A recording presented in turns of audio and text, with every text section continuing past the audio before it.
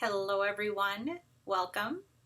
Barb here from barbaderholt.closetomyheart.com.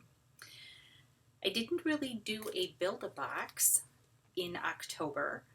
I did a bag topper for a Halloween treat bag, but I had this all prepped and ready to go and never got it filmed. So I thought, it is never a bad time to make a teacher gift.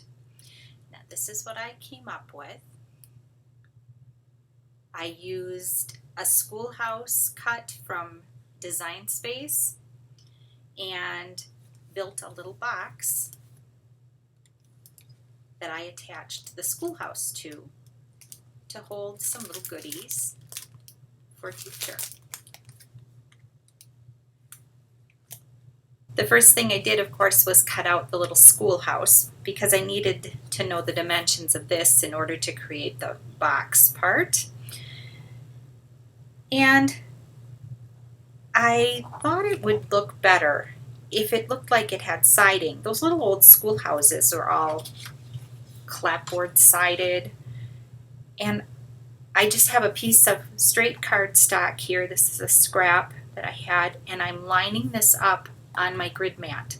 I have the bottom of the white lined up with a line on the grid mat straight across, and then I am taking my piece of straight edge here. You could use cardstock, you could use, if you really wanted to, Post-it tape or something if you really wanted it attached. I'm just holding it in place. I have some Pebble ink and an ink blender tool, and I'm just holding this in place, picking up a little ink, and just from the top down, just rubbing across, just to create a little shadow.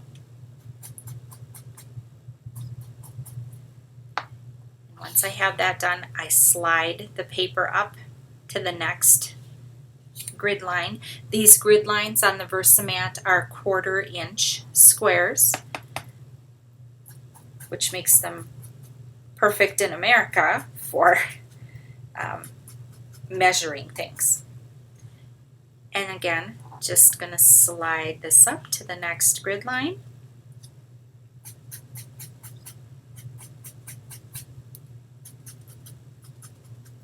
And instead of making you watch me do this whole thing through the magic of getting it done ahead of time, I have one here that I have finished.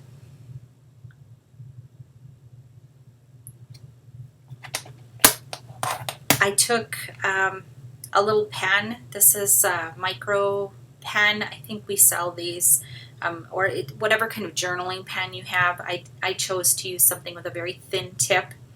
And then I took that same piece of straight edge and I went along and just did the lines across to make the siding.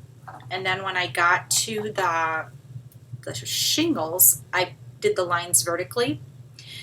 And then I went back to horizontal here for some more siding, and then vertically again for shingles. The little bell, you can see it all cuts out in the same color. So I took a magic marker. I took one of our Spectrum Noir markers, and I colored it black. And then I took my shimmer brush, this is a clear one, and I gave it a little sparkle. To create the box, I have a piece of 12 by 5.5. This is ruby cardstock. This is retired, and I know I say it again and again, use up your stash, people. Use up your stash. And I'm just using a bone folder to give those creases a nice burnish. After I get this done, I will tell you the measurements where I scored this. And you can use whatever scoring tool you happen to have in your stash. So as I have it sitting here, I scored across the whole 12 inches at 1 3/4. Then I scored at 4 inches, 5 3/4, 9 3/4, and 11 1/2. And now we have to remove this little tiny rectangle here. So it cuts straight up to that score line, stop, and then I'm going to just wedge into the next rectangle and pull that out. The other thing I like to do is just wedge a little bit off of the top to give you, to remove some bulk. Sometimes that extra paper can cause issues. Then you just cut straight up to that score line. If you want to use your trimmer, if you're not confident in your scissor skills, you can use a trimmer. Real easy, that's it. You're just ending up with 4 flaps. Next thing I do is put a little glue on the flap to seal it shut. And I'm just folding that over. Give it a little rub-a-dub-a-doo here so that it'll stay closed. And then fold in the 2 side flaps.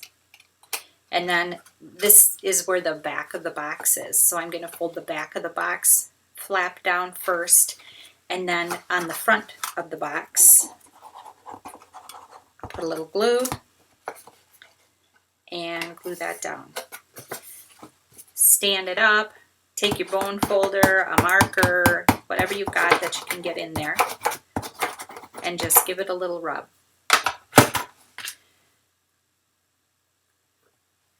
So here we go.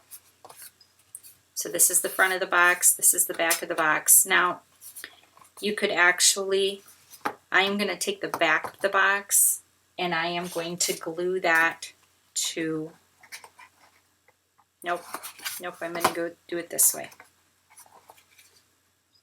And I'm going to scoot it up just a little bit, maybe 1/4 inch.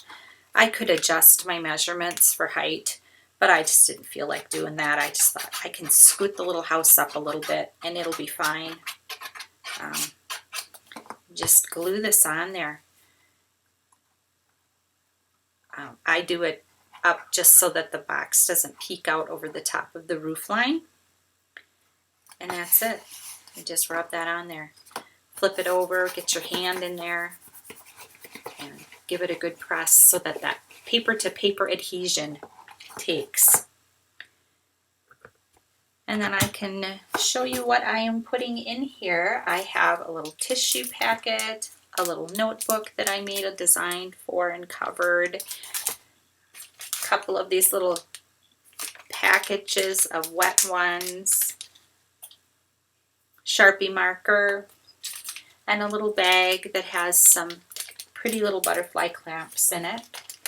And I'm just, I think I got this little bag from the dollar store, and I'm just putting everything in there.